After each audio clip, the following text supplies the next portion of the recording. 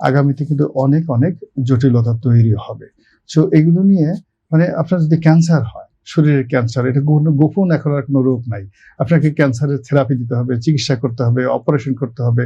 এখন এই যে ক্ষমতা গ্রহণ, মানে ওনার ক্ষমতা ত্যাগ করা, ক্ষমতা থেকে চলে যাওয়া, এটাকে একটা লাইমলাইটে আনতে হবে। আসলে সে কি নিজের ইচ্ছায় পালিয়ে গেছেন?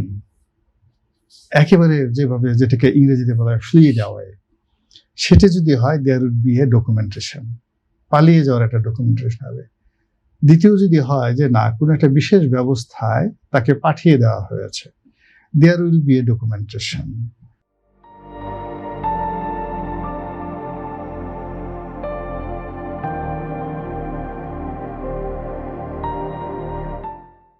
আলাদা একটা ডকুমেন্টেশন হবে।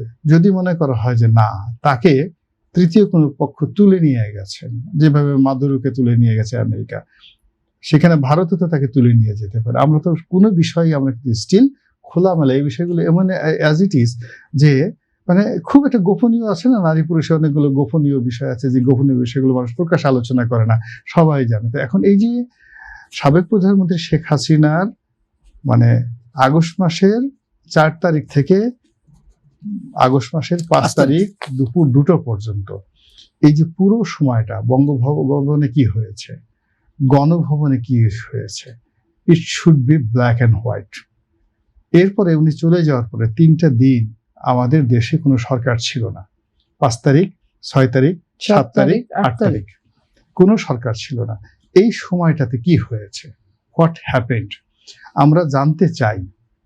যে ডক্টর মোহাম্মদ ইউনূস এবং তার সঙ্গে যারা উপদেষ্টা হয়েছেন, তাদেরকে সিলেক্ট করলো কারা, কোন ক্যাটাগরিতে সিলেক্ট হলো, কোন ভিত্তিতে তারা এই ক্যান্টনমেন্টে গেলেন, তাদের সঙ্গে ক্যান্টনমেন্টের কাদের যোগাযোগ ছিল, কোন প্রেক্ষিতে এই উপদেষ্টা মণ্ডলী এসে আবার সেই শপথ গ্রহণ করলেন, এই জিনিসগুলো জানতে হবে। আর এই জিনিসগুলো যদি জনাব তারেক রহমান সাহেব সেটেল ডাউন করতে না পারেন, তাহলে তার যে ক্ষমতায় আগমন, এটাও প্রশ্নবিদ্ধ হবে।